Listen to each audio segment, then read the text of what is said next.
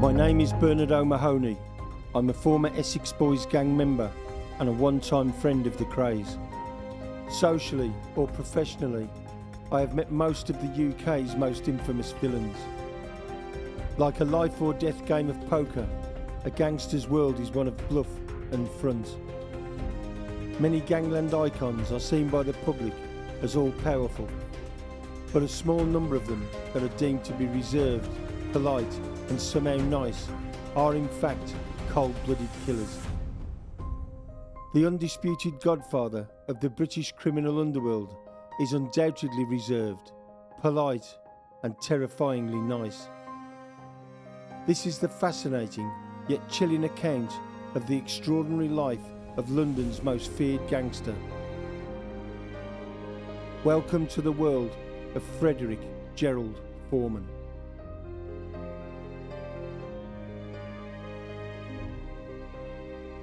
We come from a very rough quarter in Battersea, where it was like there was like stables across the road with donkeys and horses and chickens running around, and then there was a gypsy caravan site next to that, and the railway backed onto that, you know.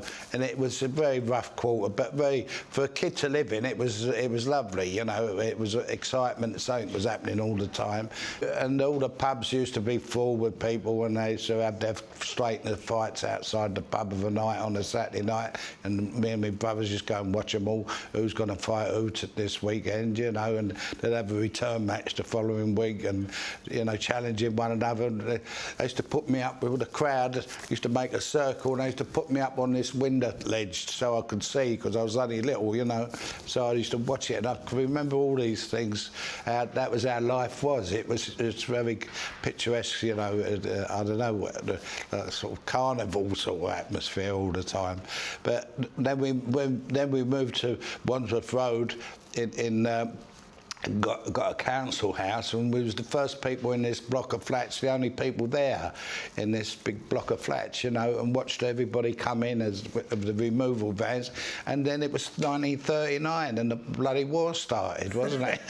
And we just got ourselves a bathroom and a toilet, inside bathroom and toilet, you know, instead of the old tin bath and the cooking stove and hot water. And it was luxury for my mother and my parents, and for us to have a bathroom. It was a real luxury, you know. And of course, for what we've been used to, and 5 of us sleeping in one room, you know, and 4 in a bed, and all that. That was the sort of life we had. And my oldest brother, we had a bed over in the corner. And from then, life was really started to improve for all the family, and they was finding jobs. They worked, but 2 was in the Territorial Army. So that, of course, when 1939 started, the war started, they had to go straight into the forces, and my other 2 brothers, they went into the army, King's Royal Rifles and the Royal Artillery, and then my 2 other brothers joined the Navy. So we had 2 in the army and 2 in the Navy, and of course they left, and I was evacuated, you know, for a few months only to Woking, of all places, only like 20 minutes down the road, you know, in a train. Yeah. But I run away and all things like that. I misbehaved as a little boy, and I missed my family, and I missed my brother, and they got me back. And my father came back and he said, "Well, Fred," he said, if we all die, we all die together. You know, we die together." That bulldog spirit that Foreman's father instilled in his sons gave them the tenacity and strength to survive the horrors of the Blitz and the uncertainty and hardship that the Second World War created. We went back and we stayed there all right through the war and the Blitz, you know, and everything happened then. And we were down and blown out your bed in the floor and the glass, and all the windows coming in, and went down the shelter. And that weekend, the whole building got blown up. The whole block of flats went down. Your home? Where we lived, yeah, we never had a thing. My father came down the stairs. He was out on night watch, doing the night watch, wardens do, covered in blood and congealed dust and dried blood on his face, and he said we lost everything. We had nothing, you know. All she had was this handbag, old leather handbag with a few bits and pieces in it, you know. And that's how it was. So and death and destruction was all around you. You know, neighbours and people were being killed, and the old telegraph boy, Graham boy, was coming round with a telegram saying like missing in action, sons and fathers, and it was a dramatic life for a child, and life was cheap, you know, and it was nothing serious. And the pub across the road where my father used to play darts, he never went this night, and it got a direct hit, and nearly everyone in the pub was killed. You know, it was that was going on in those days, you know. And of course, my brothers were in the war. My brother got sunk in the Atlantic on a minesweep, but it was the ship got direct hit. It broke in two. He had to go straight into the water, and we heard it on Lord Hawthorne's radio station when we were sitting there listening to the radio, because everybody listened to him, you know, with his propaganda. He used to say Germany calling, in an Oxford accent, you know, Cambridge or Oxford educated man he was, but he was the propagandist for Hitler and the Nazis, and he used to. And everyone listened to him because, you know, fascinated by what he had to say. And he said that this the HMS Fitzroy was sunk in the Atlantic North Sea. He said, and it sunk in 4 minutes. All hands were lost. You know, so that was my brother. It was on that ship. He across his hat every time he come home on leave. You know, there's no mistake in it. Yeah. And naturally, we was waiting for the telegraph boy to come, you know, with the telegram. And all of a sudden, I'm just standing outside on the balcony. A figure come in and waved to me like with a sailor's hat on. It was George. There's four of them survived out of the whole crew, you know, on a Carly float, they called it. This was like a cork raft that they used to throw overboard and hang on to, you know. And he got rescued after about 3 or 4 hours in the North Sea, you know.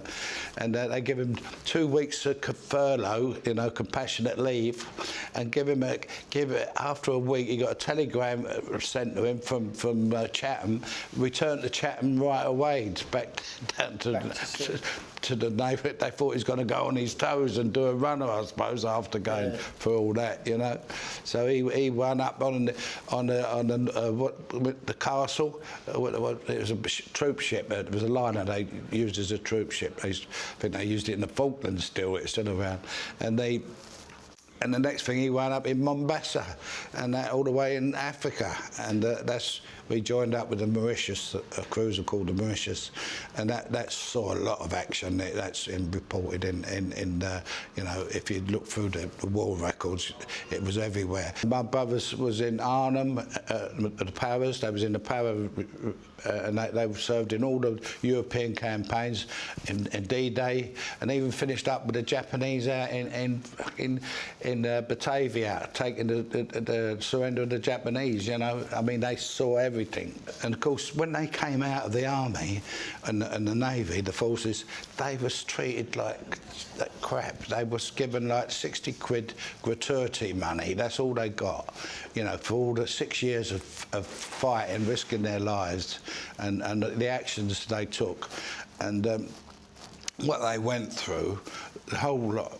And they got like a Prince of Wales stripe suit, or a Prince of Wales check, or a pinstripe suit, and that's all they. And 60 quid, you know, what can you do with 60? And they had nowhere to live, no homes no private homes of their own, and they was like, my brother was down on Nine Elms shoveling coal off a coal barge onto a conveyor belt. The war undoubtedly hardened Foreman.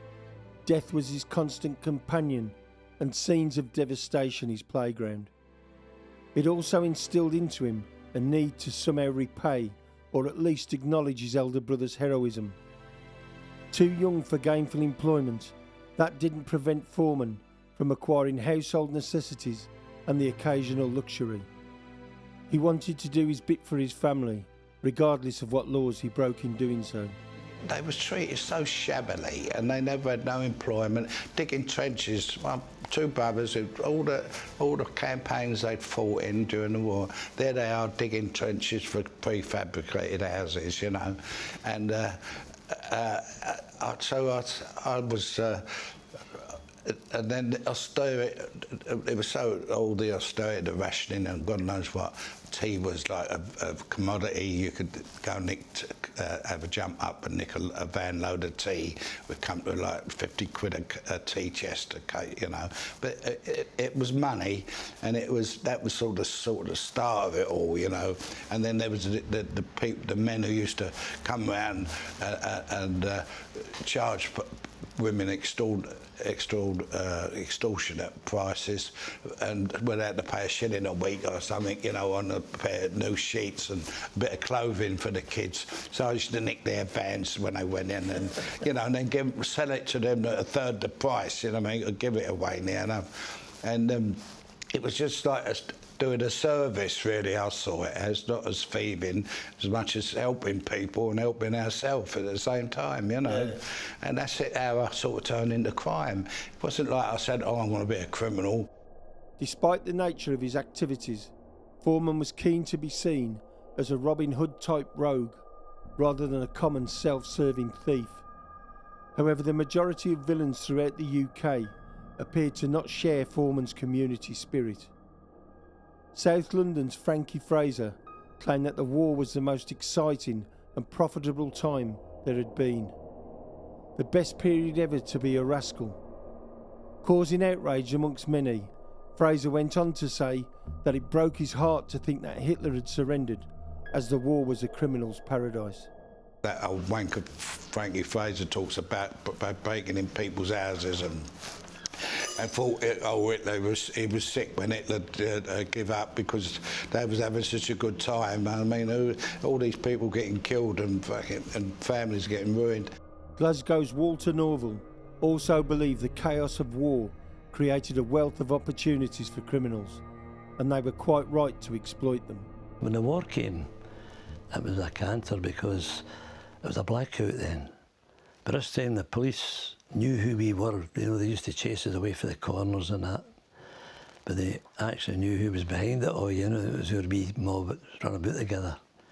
And while the blackout was on, you could break a window, you know, and people were never bothered when they heard the noise like that. They were stealing tea and sugar. It was all rationed. And we used to sell it to the bookmakers because they used to buy anything after you. Everything was rationed. So we got tea and sugar and things like that. That was the main things. If we were lucky, if we could get eggs, you only get 1 egg a month on the rations. So we get a wee case of eggs and that, well, the bookie gave you a fortune for it. Everybody's house had the key on a string in the door. You could walk in and out every house in the street or in the block of flats. The kids' latchkey, we were called latchkey children, weren't we, from school. We come home from school and put your hand in the letterbox, pulled the key out on a bit of string, and every house was the same. But nobody used to rob anybody, or they had nothing to steal. There was nothing in their homes to nick, innit? Yeah. You know, everybody was poor as church mice. I mean, there was an unwritten law. You never stole off your own. You never robbed people's houses. I've never been guilty of robbing anyone's home or house or personal. You know, there was a rule, an unwritten rule. You know, you helped each other and you respected each other's property. When the last bombs fell and the guns fell silent across Europe, a huge rebuilding program began. American imports flooded the country, and the villains were gifted with a new wealth of merchandise to steal and trade. As they prospered, small firms or gangs were formed. I formed my own little firm with my brother, a couple of my brothers, and I mean, there was you could nick a big tyre, for instance, off of a lorry. I mean, that's all the way from the Argentina, nice and meaty, these ones, you know, brand new tyres. And it's a spare tyre. But this is the sort of length that it was just cheap stuff. And then all of a sudden, all the goods coming, electrical goods were coming over, because no one had a Hoover, no one had a washing machine or a refrigerator or anything like that, or radiograms, televisions. They didn't exist. after the war. You know, nobody. I mean, in New York, I think when the war ended, I think they had about 9,000 televisions in the whole of New York. You know, so even out there, it wasn't, technology hadn't moved on, so there wasn't the commodities, the things to buy in those days. It was nothing was in the shops like that, and then all of a sudden stuff started to come over, and of course the shops were full of all these electrical goods, electrical toasters and kettles and things like that. Well, they hadn't seen things of Hoovers and things like that. So, of course, they wanted them. And the docks was doing all right, and in Bermondsey, when I'm in South London. So they was earning a few quid out the docks, you know. The old crane driver would drop a parcel, and then they'd all have a little pilfer. And they was making a bit on the side, you know. It hit the side and tipped on the crane. Had a lot of gear fall out and a few bottles of scotch and things like that. So they all used to have their little earners in their own way. So their lifestyle increased. So they was good customers and good. Then they would put in an order to me, say like, can you get us a washing machine, or get us a Hoover cleaner, or get me this or that. And my daughter's getting married and want to say with them. So I used to go to the shops with my brother George, would go inside and he'd chat up with the assistants that were there, keep them occupied, and they used to leave outside a washing machine or a big spin dryer or something like that, electrical goods. And I used to just go around with a brown overall thing on and pick them up and march around the corner and down around the side street and sting them in the back of a van and try. That's how we started off. How I started off, yeah. And then sell them to a third of the price because people couldn't afford the goods that was in the shops. You know, it was too much money for them, and that's how I sort of started off. I felt like a Robin Hood, really. You know, doing people favour, getting them stuff that they couldn't afford. Hard young men like Foreman could sense a new era was dawning, and so they began fighting hard for pole position. The criminal underworld as we know it today had been born. I was nicked when I was 16. I was at the #1 court at the Old Bailey in a Central Criminal Court, and that was for a street rows and fight, you know, sort of gang fight, you know. And I went to one with Scrubs, and I was too young. They put me in Stanford House because I was too young to go to the Scrubs. And that was the sort of beginning of my getting a criminal record, you know. But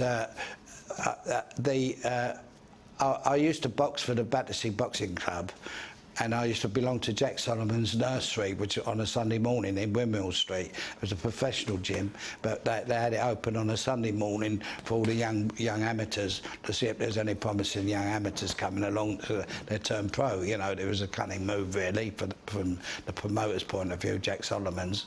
And I used to see all the top fighters coming over after the war, you know, when the Freddie Mills was and Bruce Woodcock and all them type of fighters. I used to see Joe Baskey, Tammy Murriello, and all the fighters who come from America to fight here.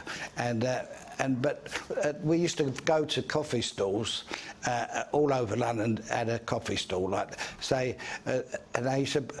And I worked in Covent. I never used to work in Covent Garden, but I used to go to Covent Garden a lot, and they had a bit of a straightener there with a fella, and we had a bit of a tear up in a cafe, and it went down a little bit of history, and the reputation started building up. You know, I was like I could have a fight on the streets, a street fighter sort of thing, and at the coffee stalls, they would say there was one at Clapham Common. I know I had they used to sort of have people challenge you and say, you know, oh, you fancy your chances, or in fact we've got someone here who fucking could beat you, and all that used to go on. You know, it was a sort of it was all the macho fucking stuff, you know. Excuse me swearing, but it was the alpha male coming out in you, you know. And I finished up. We used to go round to these coffee stalls, and I can tell you this now, quite honestly, that the Elephant and Castle had a coffee stall. Campbell Green had a coffee stall. store, Clapham Common had a coffee store, Wandsworth Road had a coffee store, Wells End, Chelsea had a coffee store, Tooting Back had a coffee store, and I had a fight in every one of them. Yeah, I used to go down the side street and have a straightener, you know. But that, and then you go back and have a cup of tea and a meat pie and a sausage sandwich afterwards. You know, there was no animosity. You know, it was all right. We won. Take your coats off. They used to make a circle, and you'd have to get at it. You know, but this is how we used to be, and that sort of reputation, I suppose, that's what made you who you were. You know. Yeah. Across the River Thames in London's East End, the Kray brothers were forming their own gang. Twins Ronnie and Reggie specialised in violence. Their older brother Charlie preferred to trade in stolen goods. It wasn't long before Foreman, the prolific thief, came into contact with Charlie, the first-rate fence. I had about 3 lockups up at Herne Hill in the back of Brixton, and I used to stock all the goods in these three garages, you know. Then I was put in touch with a fella from the East End who would come over and work for another buyer who used to lay out all the money on the crooked gear, and who was it who came over to see me was none other than Charlie Kray. And this is the first time I came in touch with the Kray brothers, with Charlie Kray, and we worked together. And he used to come over and he'd look at all the garages full up with stuff, and he'd say, "I'll take it all, Fred, I'll take it a lot." And he used to come over with his van and make several trips and pay on cash. So that saved me hawking it around to different people, you know, to sell personal in bits and pieces. So he used to take the whole lot. And then he used to talk to me about the twins and his 2 brothers, you know, and they was young because they was like that much younger than me. 5 years or so younger. So, and he used to tell me the trouble and the problems they used to get into and how they was performing, and, you know, there was a worry to their mother and all the rest of it. And there was a worry to him as well, you know, Charlie. They'd give him a hard life and hard time. And that was my first connection with the Kray family. But then afterwards, I did a thing down in Southampton, and it came on top down there. And I was down there with Bust Edwards and Tommy Wisby, who was nicked later on in the train robbery, and we'd left a bit of we cleared out a warehouse place there with a shop with a warehouse at the back, and that was early in the morning. We went there, stayed overnight, and hit it in the morning before it opened up. And of course, when we left there, we got on the road back, and then Tom had left it a bit of a radiogram, and he left his prints. He thinks he handled it, and he left his fingerprints on this bit of this radiogram. So I said, "You carry on, and I'll go back and get it." And me and Buster went back to get it. But when we went back, there was a guy cleaning the windows, the window cleaner at the shop, and then there was a fellow with a paper stall opened up right on outside the shop. So the 2 of them looked at us as we walked in and had to knock the door open again, and then pick up the thing and take it out, walk it round the corner and put it in the boot of the car. So it was on us, you know, we was recognised. So we caught the van up on the way back, and said, "We got it, so you're all right," you know, we got the article he left behind, and drove home. But that little event, I gave Tommy took my van and got nicked with it, and that's how I came into the frame. And they raided me one morning, and I went out knocking on the front, coming in the front door, and I'm going out the back door over the back gardens and in me pants and stuff, you know. Caught us me early in the morning, and I had a car round the next street I used to park, and I managed to get over to the East End. On Christmas Day 1957, Ronnie Kray's beloved Aunt Rose died, and he suffered a complete breakdown. He was diagnosed with paranoid schizophrenia and sent to Longgrove Asylum near Epsom in Surrey. Reggie immediately began planning to free his identical twin. What decided me to get Ron away from Longgrove Nuthouse in Epsom was some of the stories he told me about the place. One day he was sitting there eating an apple, and this nutter come along and smacked him in the eye, because he retaliated just because he was eating an apple. He says, "Look, place was full of nutters. So Glenn said, I've had enough of this place. So I decided to take him out there. It was quite exciting, really. When Ronnie Kray returned to London, his twin brother Reggie moved him into a flat here in Adelina Grove, where he was joined shortly afterwards by fellow fugitive Freddie Foreman. And they looked after me, the Kray twins, and I stayed in Ronnie Kray's flat when he'd escaped from Epsom, and he was holed up in his flat. And they gave me his flat to live in. And I couldn't walk down the street in South London without old Bill would recognise me, or I couldn't survive there. But going across that bit of what was like going across the pond, you know, going across to France or somewhere, you was in a different world over there. And I had the freedom to move around and do, you know, carry on. And I got my wife and kids over there. They went to school over there, and that's how I come to live in the East End and got to know the Kray family very well. The only good memories I've got is going round to their house and with my kids and meeting their mother, you know, Violet, and she would take the kids. She was a lovely, lovely woman, and she'd take the kids in. I'll take them, hello, Freddie, and Jamie and Gregory, and she'd take them in the kitchen and give them a sandwich or, you know, drop a lemonade. And she was a very beautiful woman, lovely, typical Cockney mother, you know. The old man used to keep it out the back. You never see much of him, the father. But the twins, and it was always, the house was always full of different people, you know, at the firm, laying around and in the vicinity. They was never on their own, really. There's always someone about 6, 7 or 8 people, some 10, 15 people sometimes, you know, when I used to come over to my pub, when I had a pub, the Prince of Wales, and they never ever ventured anywhere on their own, the two of them. They always was firm-handed, you know. I never trusted Reggie. I thought he sat on the fence and he would go whatever way suited him, whereas Ronnie was more, if he gave his word, he would stick to his word. He was the nuttiest one of the two, and he was on this drug, the horse tranquiliser, and knock a horse over, what he used to take, you know. But he needed that every day to keep himself, because he was manic depressive, you know, and he thought if people looked at him too long, he thinks they're going to attack him or something. You know, he was one of those very insecure people. Had Foreman an inkling of what misery his association with the Kray brothers would bring, it's unlikely he would have accepted their hospitality.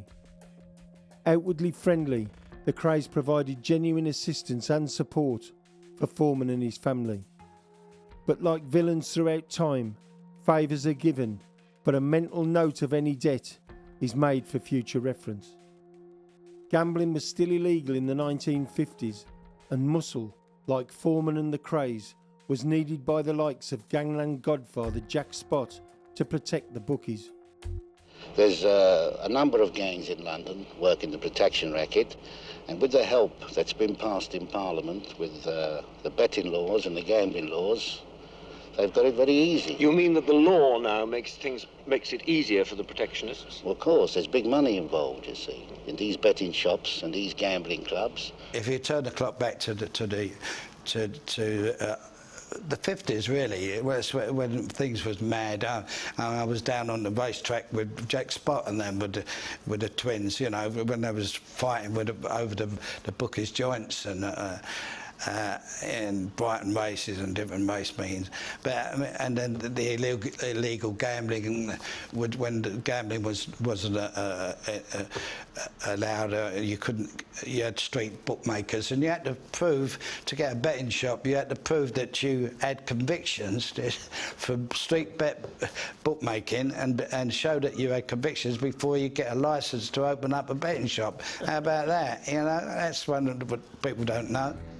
At the end of the 1950s, several of the coffee bars where Foreman had earned his ruthless reputation introduced afternoon dancing. The most popular being the Two Eyes Coffee Bar in Soho. Considered to be the birthplace of British rock and roll and the popular music industry, the Two Eyes Bar and others soon transformed into what we now know as nightclubs. Foreman and the Krays realised that there was money to be made. I had the walk-in club with my brother George, and Buster used to work behind the bar there, and Ronnie King on the door, and all nice people. And we went into the club business, you know, and the walk-in club in Lambeth Walk, you know, and then we went on to, we had a dozen different clubs over in the South London, all up and down the 211 club. Foreman was also instrumental in securing nightclubs for the Krays. I introduced them to Stephen LaFay, who was the guy who had the club in Knightsbridge. I was there on the meeting when they took it over, but they took the East End to Knightsbridge. You know, all them ugly-looking bastards with their cuts down their faces and all that, and flat noses. And they should have left the club as it was and run it as without it, and just sat back and collected the debts that was owed. That's all they needed to do. But of course they ruined the place, like they ruined every fucking thing, you know. Anyway, every club they had, the business they had, they ruined it with the clientele they used to take down there and the people around them. I'd see people laughing and having a good time 5 minutes before he walked through the door. The minute he walked through the door, that laughter stopped. The conversation dimmed. People were terrified that he would say, "Are you laughing at me?" And then he had that paranoid feeling that they were laughing at him, and then there'd be a bloodbath. Foreman realised that when it came to business, the Krays were a liability rather than an asset. He recruited men for his own firm, which went on to carry out some of Britain's most audacious armed robberies. Not all were successful. In December 1961, a relatively straightforward heist turned into a bloodbath that became known as the Battle of Bow. At approximately 10 a.m, the wages vehicle was due to arrive here at the gasworks. It was a big, strong, armoured van that went through London, delivering to all the big power stations, taking their wages. And it had on board about 150 grand, 145 grand, I think there was. As the security van reached Bowes Common Road, coming down here to Turner's Road, it was rammed in front by a lorry. And simultaneously another lorry, this brown-covered one behind me, drove up alongside. Then a 1,500 weight van was driven up here, and chains were attached to the door of the security van. The doors were then dragged off. And there was 2 guards from and a police officer from the city with an Alsatian dog. That was the security on board. And 2 of the guards were armed with revolvers, and which we was unaware of. So when the back doors had been ripped off, the robbers were outside, and the guards, you know, apart from the shock of the vehicle, were still sort of in control of the situation, pulled out their guns and began to open fire. Now, inside the security van at the time were 2 guards and a police constable with his dog Flash. In the struggle that followed, one of the bandits, they were all dressed with skid lids and gas masks, one of the bandits was shot. At the same time, the police constable was injured and he is now in hospital. And when it came to climbing in the back and getting the money, the most important thing, there was 2 men there standing over it with revolvers firing away at us, which hit two of the firm, shot 2 of the firm, and we had to lick our wounds and carry them away. As far as we know, no money was taken, and the gang made their getaway, carrying with them the wounded man. Detectives investigating the robbery discovered that one of the men had left their fingerprints on a pepper gun which had been made to temporarily disable the guards. They soon established who the fingerprints belonged to, and a warrant was issued for one of Foreman's firm. One of the firms got arrested for conspiracy to rob, which was unfortunate.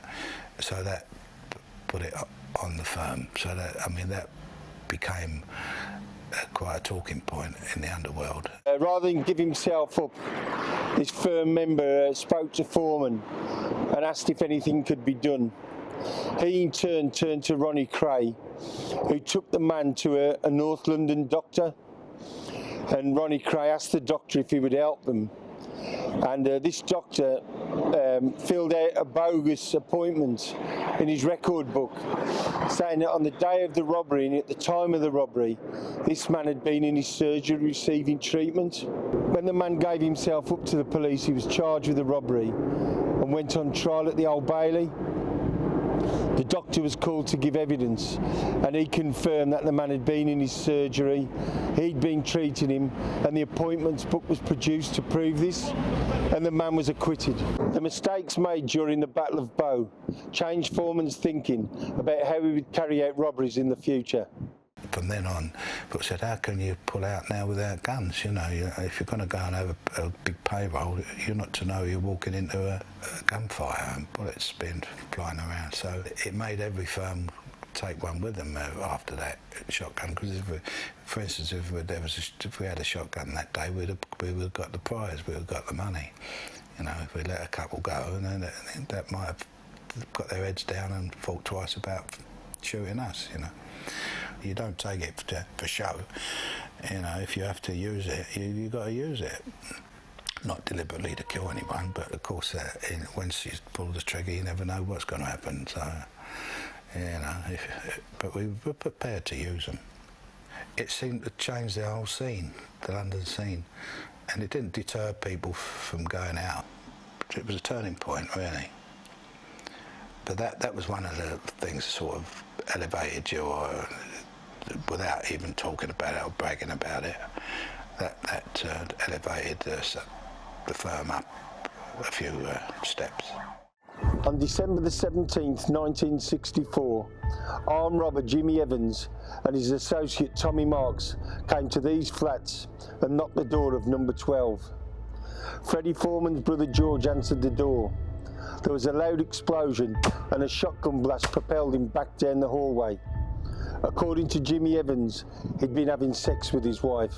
If anyone was messing around with my wife at the time, I would have probably done the same thing as what happened. George was a bit lethargic, you know, where women were concerned, and also the fact that we had the walk-in club, and on a Friday night you'd get 6 or 7 girls come in all on their own, you know, and they're having a good time and a laugh and a joke and a drink, and they were sort of up for it, if you know what I mean. Unbeknown to me, he'd had really struck up this strong relationship with this girl, and she was married to someone else who was out the West End, but he didn't know George. He might have known George, but he didn't know the relationship between him and me, I don't think, or he couldn't have done at the time, because if he had known, he wouldn't have done what he did. And the Ginger Marks guy who took him over there, he should have known better. But the two of them were out thieves and doing a little bit petty, you know, really. They wasn't doing anything, a few fires and things like that, and a few burglaries, and it's supposed to have been blowing safes and that, but I don't know anyone who could blow a fucking safe. It's a load of, and they used to blow the building down more than blow the safes out. And there was burning them open. That was different. We used to do that properly and do it proper. But they couldn't.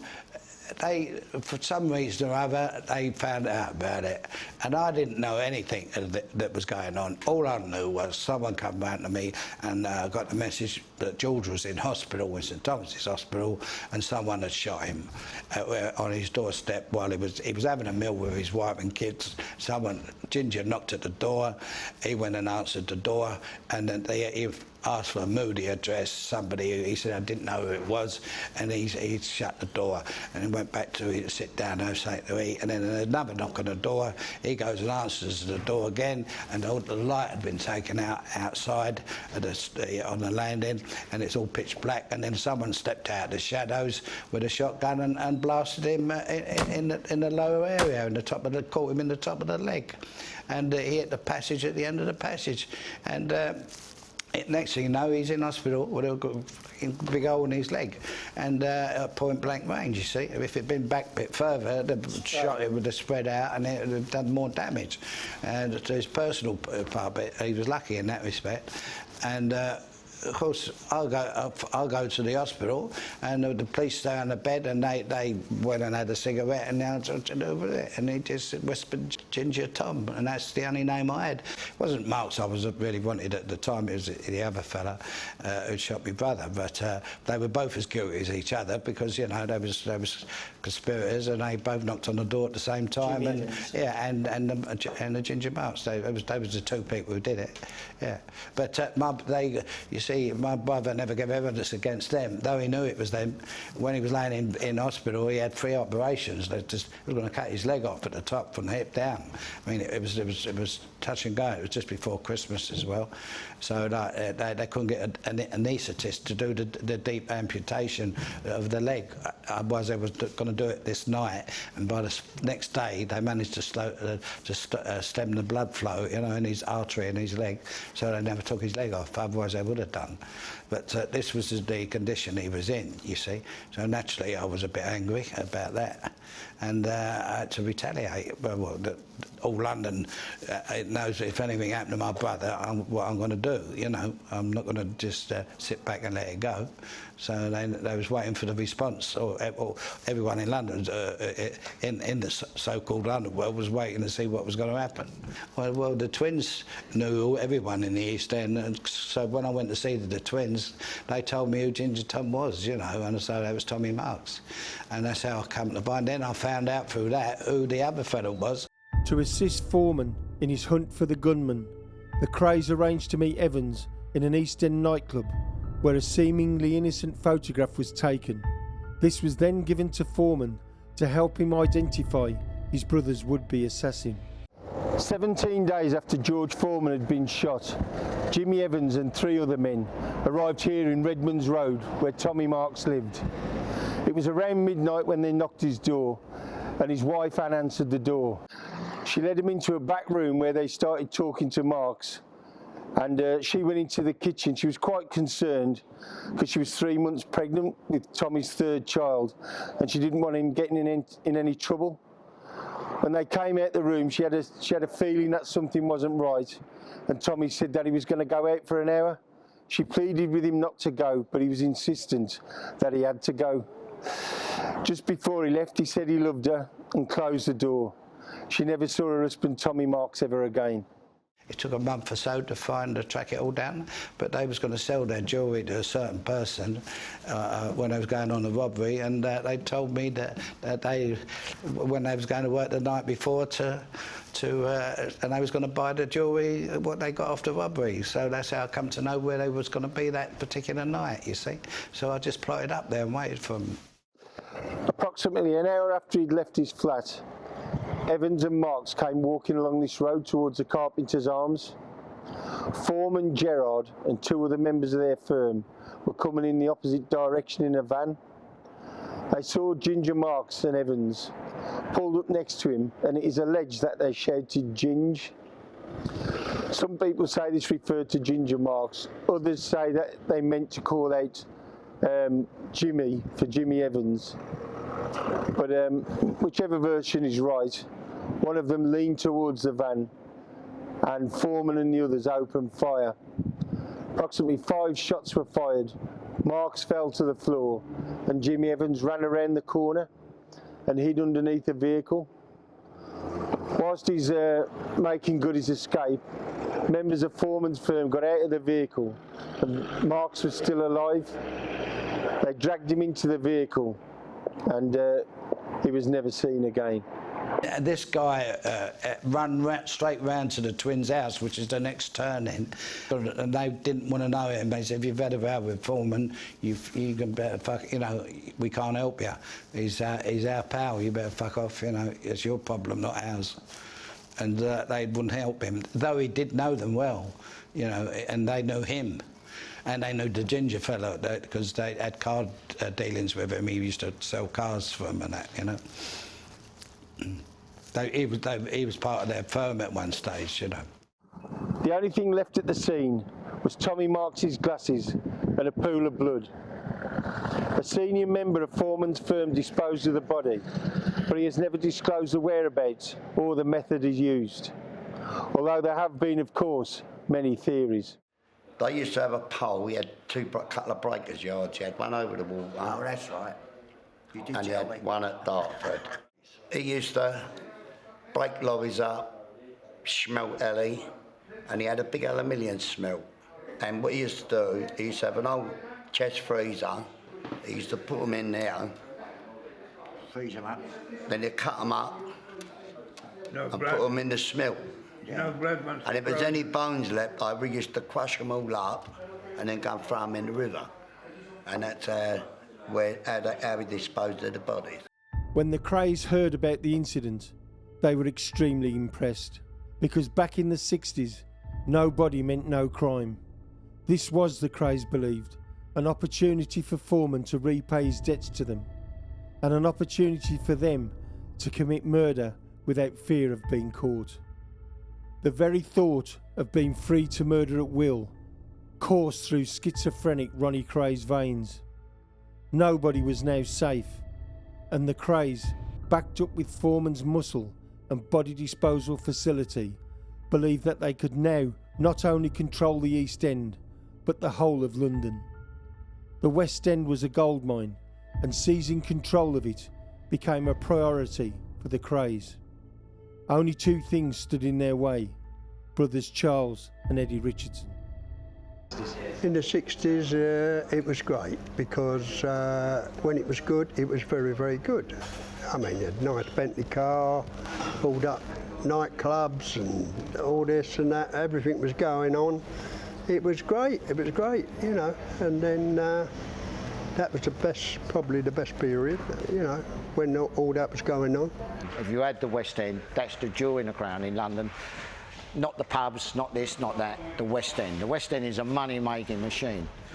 And they had their finger in every pie. If the machine went into a club, they was basically minding the club without putting anyone on the door or whatever. But they were very honest and very good with everyone. They weren't greedy. They invited, if anyone went to work with them, they put them in on the coup and give them a fair share. And that's what made my dad and Eddie so good. Well, certain people was honourable, yeah, and other people wasn't. So I've always been considered honourable. That's why I got a lot of opportunities and offered different things that other people wouldn't have ever had a sniff of. And they said the Richardsons didn't want to know the twins.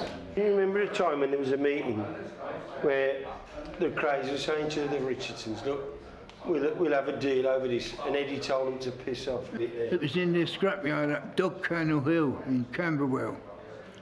And Richardson said, we don't want to know about you twins.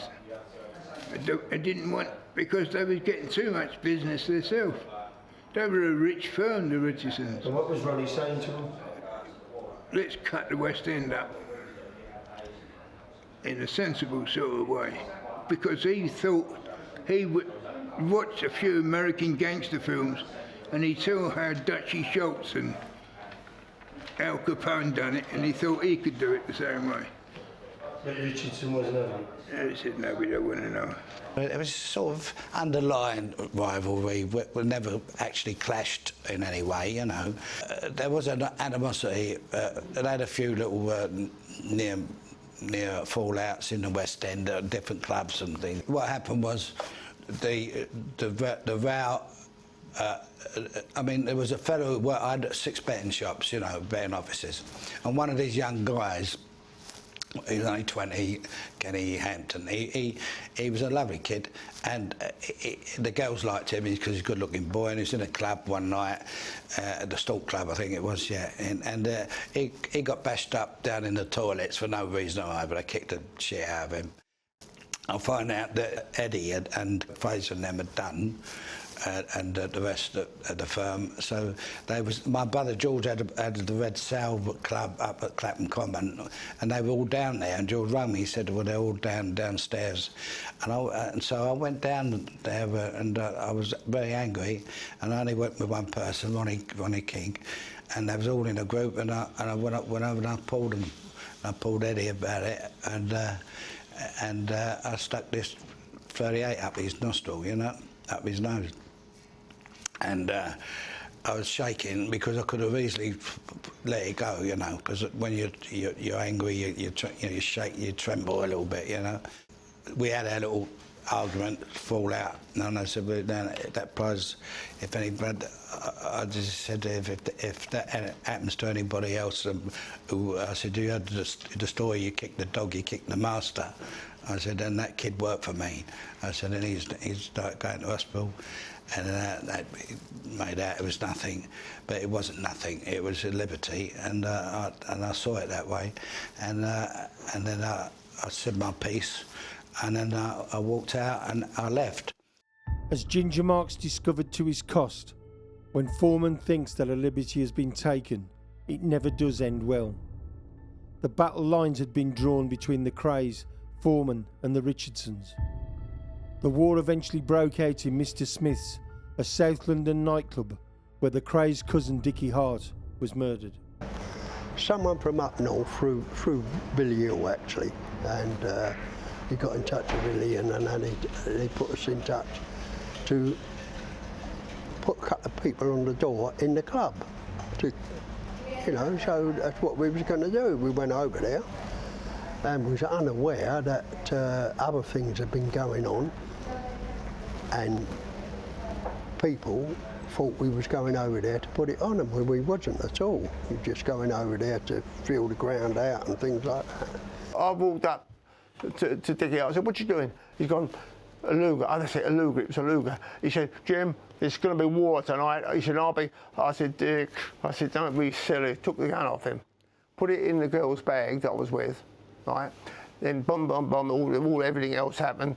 Then Dickie Hart, somehow or other, he got the gun. Anyway, they had 2 guns. We never had no guns. So, and then one of them wanted to have a fight with me.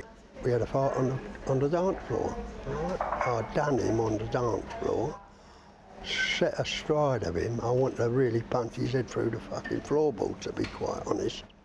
But I was waiting to get shot in the back. My mate had already been shot in the arm, Harry Rawlins, blood come out, spurting out everywhere. So I'm waiting to get shot for beating him, to be honest. So I didn't go too strong. He's crying out, I've had enough, I've had enough. So I got up and left him. Then there was a bit of movement from outside. Someone tried to get outside, get out the back door, right? So they ran out the back door. So everyone ran out the back door. And that's when Dickie Hart lost his gun, and he'd already shot Fraser with it and Harry Rawlins with it.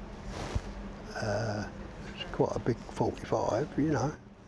And he finished up getting the gun, and he got one from the gun, but he didn't survive it. And all of a sudden the phone went. I went, hello, it's Ted. He went, Jim, Dickie Hart's dead, got killed. I said, oh, I'll see you in the morning. I thought, oh, no, that was it. Eddie and Fraser and all the rest of the firm had been down there, and it kicked off. About 4 people had been shot, you know, with shotguns and everything, and they'd been killed. The little fella, Dickie Hart, and he was the casualty. Ronnie Jeffries got shot, I got shot, Fraser got shot, Harry Rawlins got shot. You know, I mean, it was a big lot of publicity, a lot of bad publicity as far as we're concerned about it. Fraser likes to make out he did it, but he didn't do it at all, because they had to carry him out with his legs shattered. And of course, that was like an open warfare now. It was sort of, that was the beginning of all the trouble. The night after Dickie Hart's murder, Ronnie Kray heard that George Cornell was drinking in the Blind Beggar pub. He summoned his friend Ian Barry, and as they entered the premises, Barry fired 2 shots into the ceiling. Ronnie saw Cornell at the bar, and as he approached him, Cornell said, "Look who's here." But Ronnie didn't answer. He pulled out a Luger and shot Cornell through the forehead. Cornell slumped forward and eventually fell to the floor, where he died moments later. Georgie Cornell was from East London, and he'd gone over to South London to join up with the Richardson firm, and so they felt that he was He's just changed his loyalties from east to south, you know. I told Ronnie Kray afterwards, I said, you should never have done that or gone in that pub. It's like their front room. They lived above it, they had their kids above it, and they'd shot, and Ian Barry shot shots in the ceiling, could have gone up and injured their family upstairs, you know what I mean? And it should never go in a person's house. Should have waited for George Cornell to come out if they wanted to shoot him, and waited, he'd come out and got in his car or something, not in the pub in front of witnesses and other people and barmaids and everybody else. And I said it was a stupid thing to do. And they used to help the Krays. If they were short of money, they'd give them a few quid, you know. And it was a liberty what they'd done. And George Cornell was all right. I knew him and his family, Olive and all their family from South. They was from South London. And they was nice people, you know, good people. And George was all right. I liked George. He was okay. On the 30th of July 1966, England celebrated defeating West Germany in the World Cup final at Wembley. Across the city in the East End, the Krays and Foreman celebrated the arrest of the Richardson gang. Now that every credible threat to their dominance had been removed, the Krays embarked upon an orgy of mindless violence that was designed to demonstrate their power and cement control. On the 12th of December 1966, Frank Mitchell was sprung from Dartmoor prison and brought to a flat on Barking Road in East London. Frank Mitchell was a product of the environment. He stole a bike when he was a little kid, and his father, instead of going round to the person's house and saying, look, my son's just nicked your boy's bike, here's his bike back, he didn't do that. He took him to the police station. He got the kid in juvenile court, and this was the beginning of Frank Mitchell's career as a criminal, really. And it was his father instigated it, really. And he had no confidence or trust in his own father. But you know, where do you go from there? You know. Mitchell started off when he was a 16-year-old kid. He stole a push bike. He got nicked for that.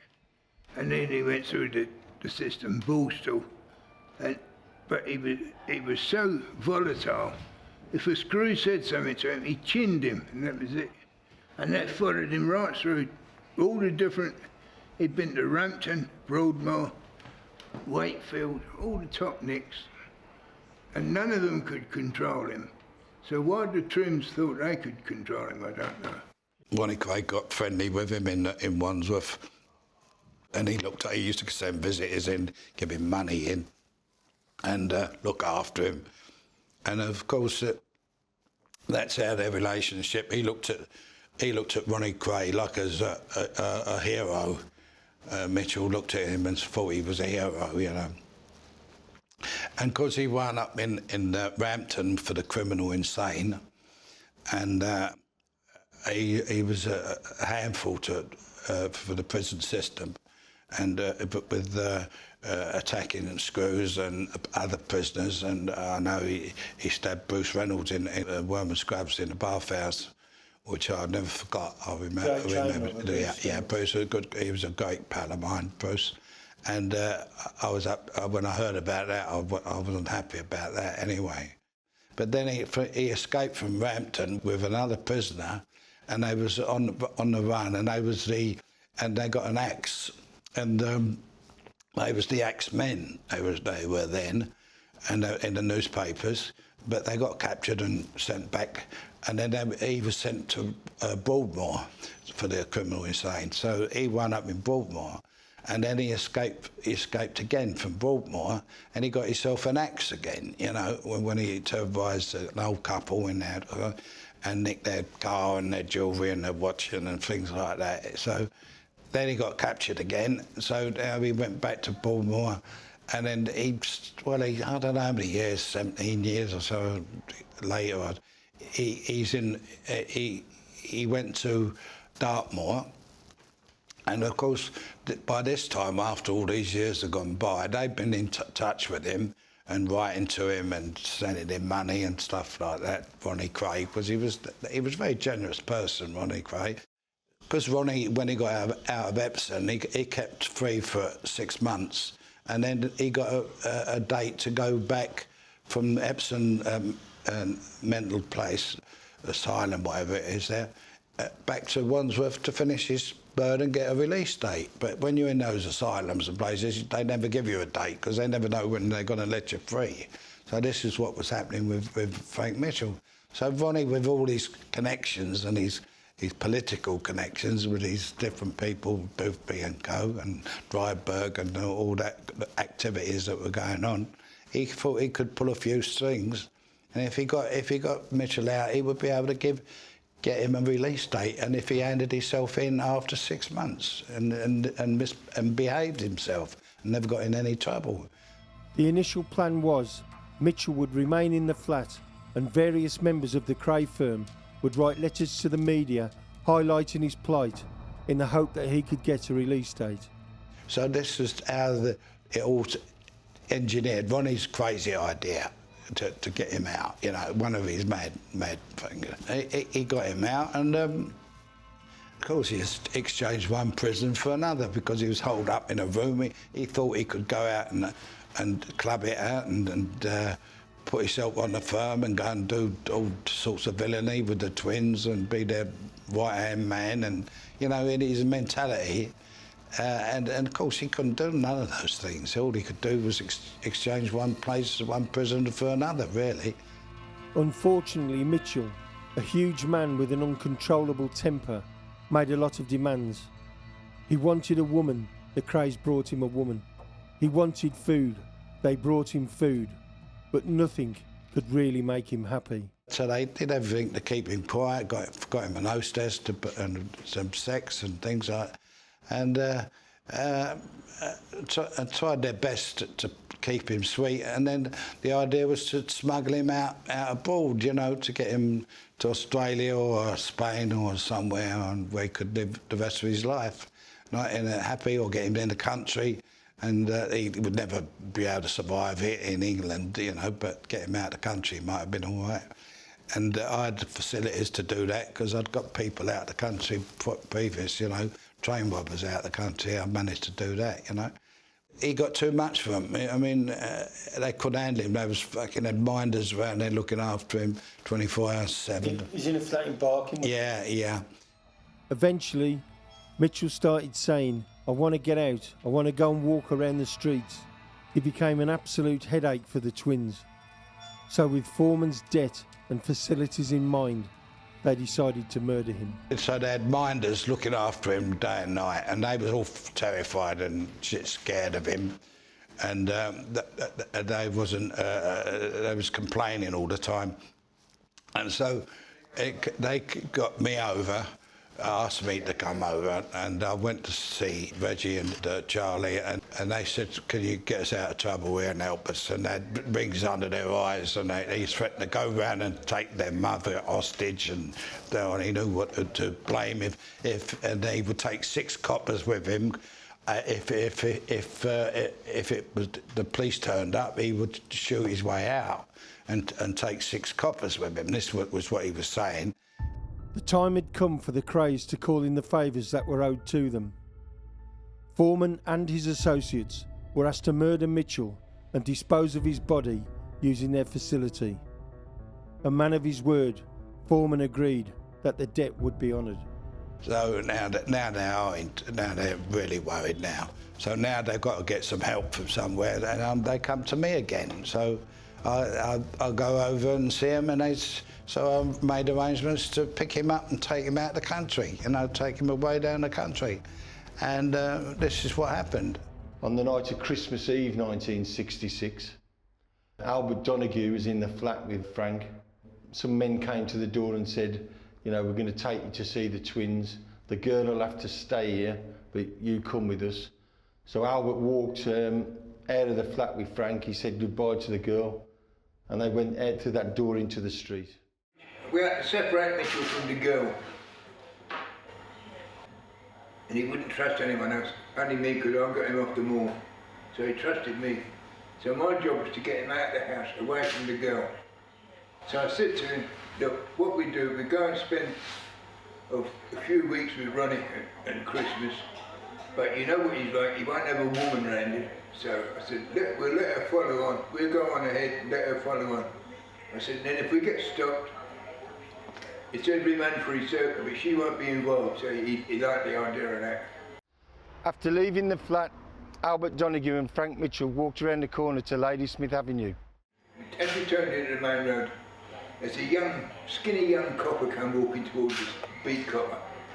I thought, for fuck's sake, don't say. You'd expect to say, excuse me, sir, because his photo was over all the papers and on the television and everything. I thought he'd go say, excuse me, sir, are you Mr. Mitchell? He'd have fucking slaughtered him. I broke him tense up beside us. I said, come, Frank, turn it in. We went round the corner and there was the van. Parked on the curbside was an old commerce-style van.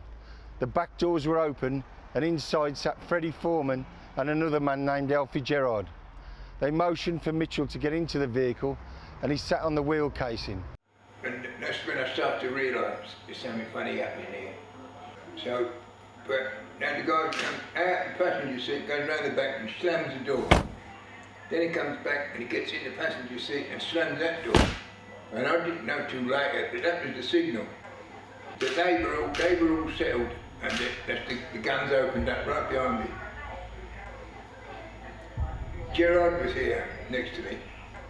8:30 at night, a fella called Donoghue brought him out and walked him round and put him in the back and climbed in the van with him.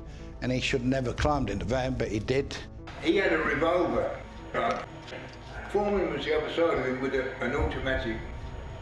So I'm thinking, well, a revolver's got maximum 6 rounds. But automatic, anything up to 20. The people in the flat heard the gunshots going off, you know, they heard the shots going off. So it was car backfiring and all that, and the girl panicked and they panicked and everybody panicked. But the guns opened up, pow, pow, pow, pow.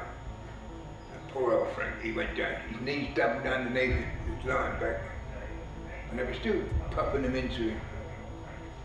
I estimate there must have been at least 12 shots. But the twins wanted him out, didn't they? And they got him out. And look what they done to him. And he put his gun behind his ear and pow. That was it.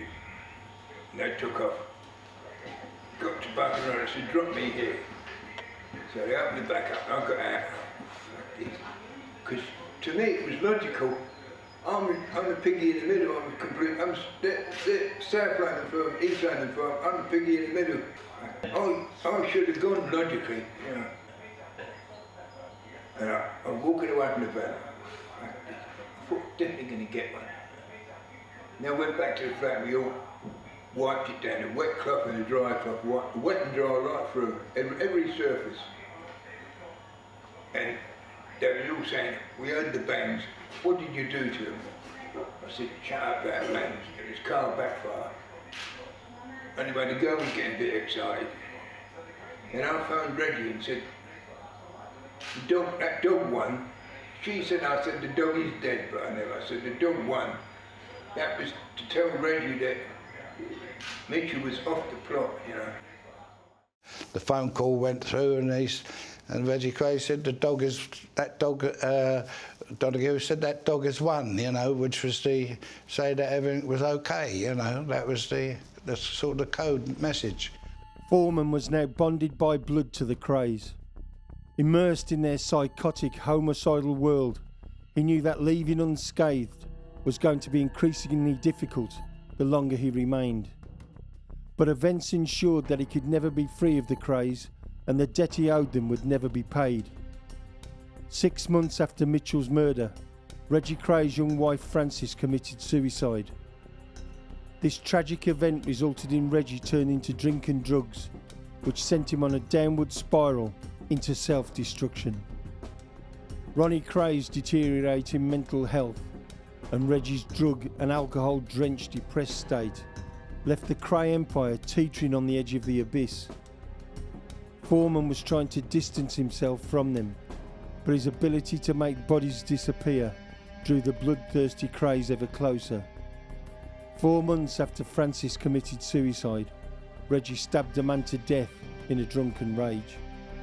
On the night after the funeral, he was in the Regency having a drink, getting rotten drunk, and Jack the Hat came round to shoot any one of the Kray brothers, the Hat, Jack McVitty, and I know he's on pilled up, he was always on speed and stuff and had too much drink, but he went round to shoot Reggie Kray, Ronnie Kray or Charlie, or any one of them. And they had a bit of an argument on the door, and the two doormen took the shotgun off him, and the shotgun went off and blew a hole in the door. Well, Reggie was just sitting inside there, up at the bar, rotten drunk at the time. So he had a very narrow escape then. And so for me, that the week later, they found out what happened, and that's the reason they murdered Jack the Hat. Well, they give him money to go and shoot this guy, Leslie Payne, a fella called Payne, who worked for them. He turned out wrong, and he was the first one to make statements to the police because they sent Jack round to shoot him, Jack the Hat. They give him money to go and shoot him, and he never did it. He took the money and drank it all and bought pills with it or whatever he did with it, but he never did what he was supposed to do. The twins were clearly upset with McVitty, so on October the 29th, 1967, they invited him to this house where there was it was just a local house party going on, and prior to his arrival, the twins turned up, told the host to get rid of all the guests. They waited down in the room in the basement, and a couple of other members of their firm were on the stairs. McVitty arrived, he was very drunk, been popping pills all night, so wasn't really, with it. The Lambriano brothers took him to this party, and when they got him down there, there was they just fucking challenged him and finished up stabbing him to death. When he was in the front room, Ronnie Kray grabbed hold of him, and Reggie Kray was meant to shoot him, but the gun he had was duff, messed it up like most things they did. And Ronnie got him in a bear hug and he was saying to Reggie, do him, I've done mine, you do yours. Bender got a knife from the kitchen, one of them fucking carving knives, Reggie stabbed him to death. Ronnie was holding him, and this guy, Ronnie Hart, their cousin, was involved in it all, stabbing him and holding him, and it was a really messy job, what they did of him anyway. It took a long time to kill him, apparently. It was a bad scene. Following the murder, Jack McVitty's body was loaded into Tony Lambriano's vehicle. It was brought here to this street in Rotherhithe and left outside St Mary's Church. The following morning, they contacted Freddie Foreman and asked him to deal with it. Well, they took him across and dumped him right on my fucking doorstep, round the corner from my pub, and left him there in the back of a car, covered up in a bed, in a fucking candlewick bedspread on the back seat of the car. I mean, what a thing to do, And there was right outside a church where there'd been a wedding take place, And this is what they did.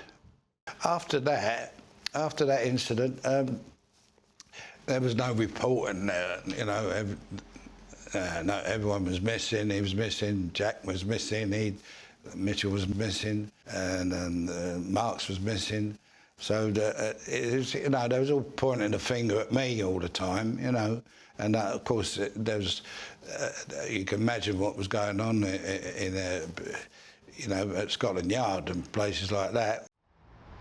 Every single aspect of the Krays' lives are surrounded by conspiracy theories and myths. In the late 1960s, this flyover was being constructed, and many believe that the bodies of Jack the Hat, Frank Mitchell, and Ginger Marks ended up being buried here beneath the foundations. Freddie Foreman has already admitted what he did. Remember, I was very friendly with the Lambriano brothers, so I know the real story of what happened to Jack the Hat. Tony Lambriano did drive the body away with his brother behind him in another car, all the way to South London, parked outside 3-4 o'clock in the morning outside a little church. Fred was told to pick it up. There was a man that could melt down stuff, the smelter. I think he took care of another 2 bodies. Ronnie and Reggie were out of control. Freddie Foreman knew that he had to escape from the Kray madness before he ended up serving a life sentence. The murder of Mitchell and disposing of McVitty's body should have settled any debt that was owed. But Foreman realised that the Krays were going to continue murdering people for little or no reason and continue using him to clear up their bloody mess. I was asked to go over again to see them, and I walked into this bungalow, and there was a fella called Charlie Clark. He was an old cat burglar from years ago, and when I walked in there was a terrible atmosphere, and there's Ronnie Kray pacing up and down in his braces with a cigarette, which he used to light one after the other, and puffing away, marching up like a caged tiger or a lion in a cage, you know, and everyone's sitting there with big red faces on them like that. And put Charlie Clark's wife's in the kitchen making a cup of tea and cutting sandwiches, shaking. And she looked round at me, and I see a look on her face, and Charlie Clark looked at me and gave me a terrible. I thought, God, what's going on here, you know? And all the rest of the firm are sitting there, look fucking worried out their life. And Ronnie's pacing up and down. I said, what you got me here for? What's the problem, you know? So he said, it's that Billy Gentry. He said, I'm going to, you know, I'll get him. I've sent the firm out to pick him up and bring him back. He's going to do him. I said, what for? What's Billy Gentry done, you know? He's upset me, he did this, he did this. I said, well, you can't fucking do these things. I said, what are you doing? I said, what you got me here for? I can't help you out, you know, I'm not going to help you out in this situation. Billy Gentry's a nice guy, he's a good fella. I've known him for fucking years. I've done loads of bird with him. Every time I went in a nick, he seemed to be there, you know, Bill. He's a nice kid. Anyway, all the rest of them, all the committee, they sent out like 4 fellas to go and pick him up and bring him back so that Ronnie could fucking shoot him, you know, or kill him, wherever way was going to do it. And I said, no, I'm so sorry. I said, I can't have it. I said, I'm talking him out of it. I said, I ain't got any facilities to handle this situation anyway. I said, it can't be done. Now, forget about it, Ron, and you know, calm down. And, of course, see, I've just got him round to that where he accepted the fact that he wasn't going to, you know, go through with it. And the fucking doorbell rings, doesn't it? They're back, aren't they? They've come back. I said, all right, let me go. I went down the passage to get to the door first, opened the door, and if Bill Gentry's there, I'm going to push him and say, now fucking leg it, you run, you know, just go. But they was there, there was Donahue and another couple of people, and they come back and they winked at me, they gave me a wink, they went, we couldn't find him, we looked everywhere, we couldn't go into the front, and then Ronnie goes, did you go down the Widows, did you go down there, where did you look there and look for him and everything? And that's just, and I thought, so what's this fucking man's a fucking lunatic. It dawned on me, you know, I never actually saw him in that condition before. You know, he'd always been sort of half sensible when I spoke to him and met him in the previous times we'd got together. And I thought, so what's he fucking raving mad here, you know? And that was a sort of a very worrying situation then. Ronnie Kray's attempt to maim or murder Billy Gentry was a turning point for Foreman. He decided that his only way out was to murder the Krays, and he was not the only one considering such a drastic measure. When Ronnie Kray sat in the car, he always wanted to sit in the passenger seat. So we just sort of larking about, we said, it'd be so easy, just sit behind him. When you find a nice corner, pop him in the back of the head and chuck him out and let him roll down the bank or something. It would have been so easy. I thought they should be ironed out, to be honest. You thought the Kray should have been shot? The 2 of them, yeah. Why did you think? Because they was dangerous to everybody, and if they hadn't been arrested when they were, that's what would have happened. Was that? Yeah. That had been. That was on the cards, yeah.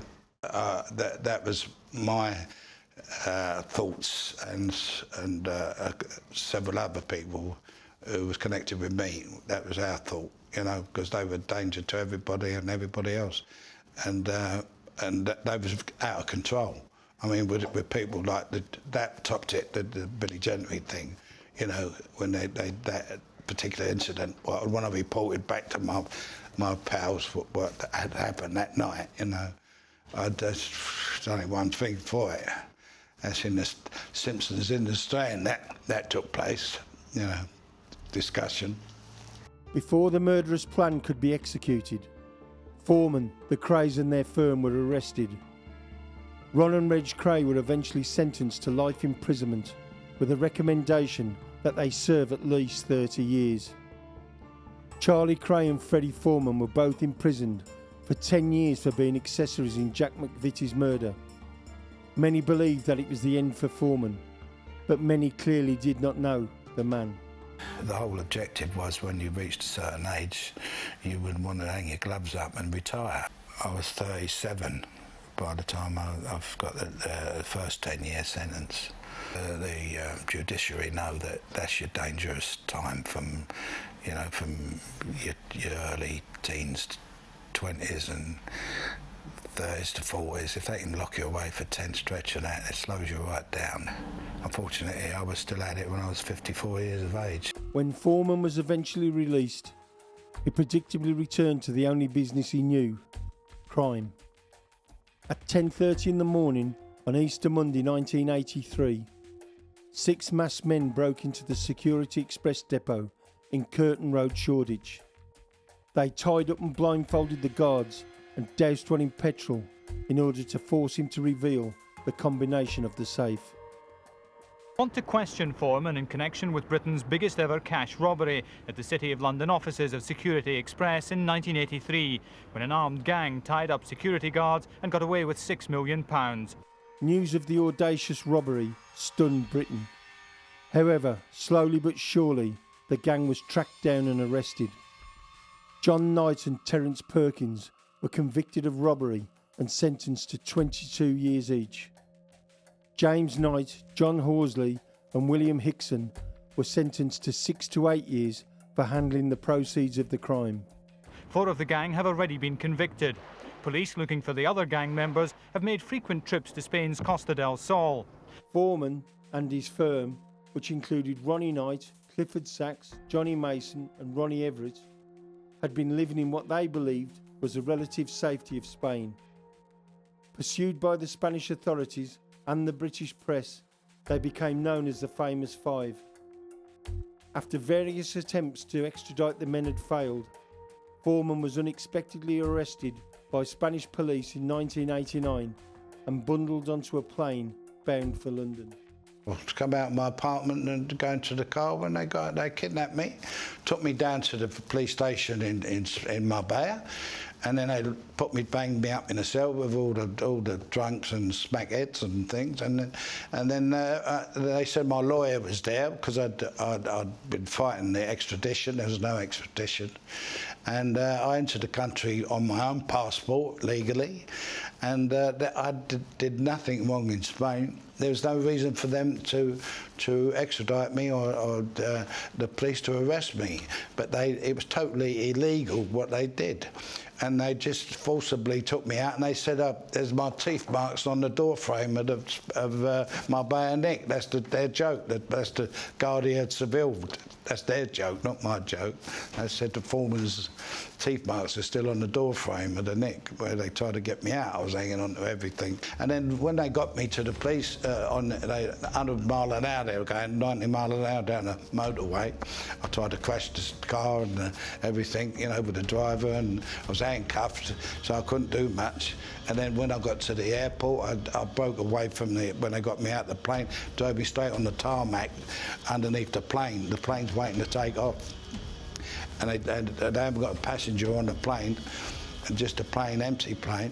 And when I got out and I went over the barrier back into the airport, they chased me and caught me, brought me back again, carried me up the stairs. I kicked them, got my foot on the stairs. We all went down the stairs from the top to the bottom and landed on the tarmac again. Then they got very angry with me, the Spanish police, because they got injured and they was punching me in the privates and one thing and another. Budget Airlines, eh? Yeah.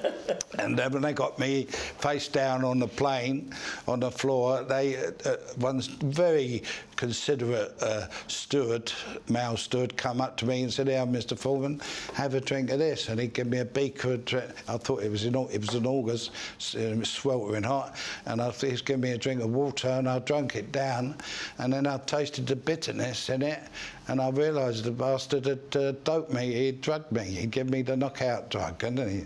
And I don't remember much after that. I know they carried me down, and the two Spanish coppers were sitting next to me all the way back to England, and I was still handcuffed with my hands behind my back, and that caused me, I had to have an operation on my wrist. As you see the scar there afterwards, his hands were turning black, you know, with the been laying on them all the time, and they woke me up. They had to wake me up at Heathrow and shake me and wake me up, and then I saw this Fred Cutts coming towards me. He's an ex-yard copper.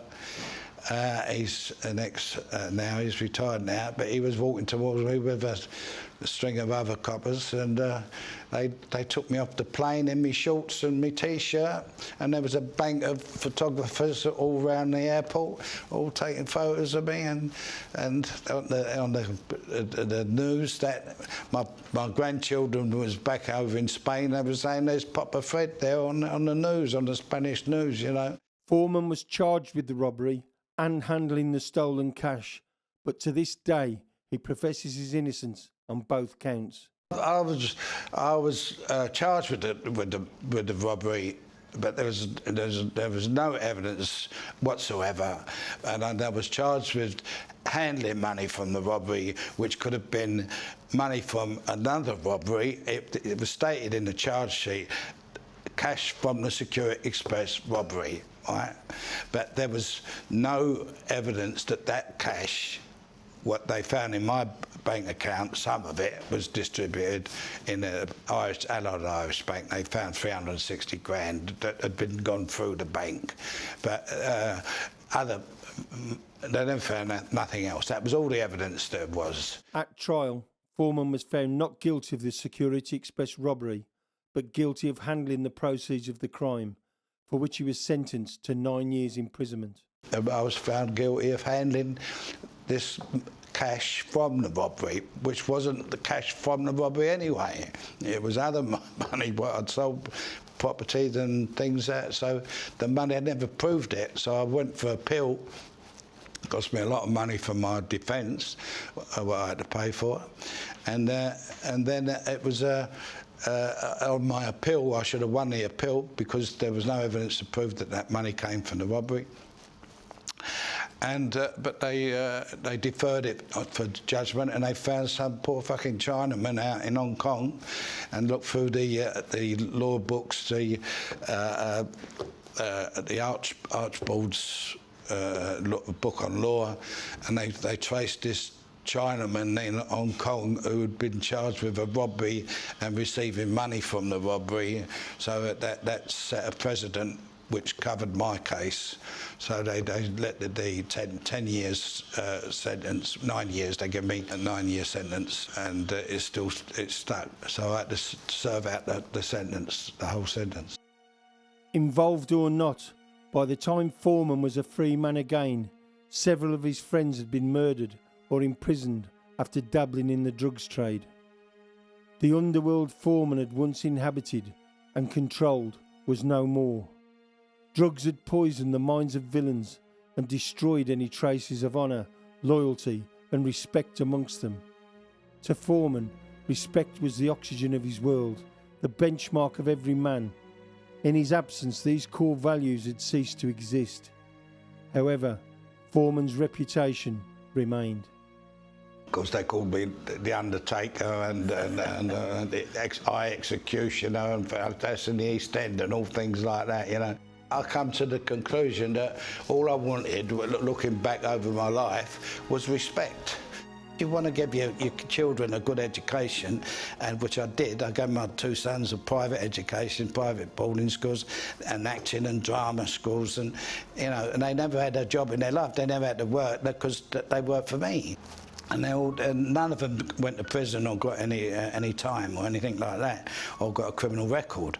So I achieved what I set out to do. Now in his twilight years, many will applaud the fact that Foreman and his ilk have retired. Many others will mourn the passing of what they see as the end of old school villainy. Foreman has few regrets, and despite his advancing years, it is apparent to anyone that meets him that the beast still resides within. Regardless of opinion, Frederick Gerald Foreman will never be forgotten. His place in history is secured. Brown Bread Fred will always be one of Britain's most infamous gangsters.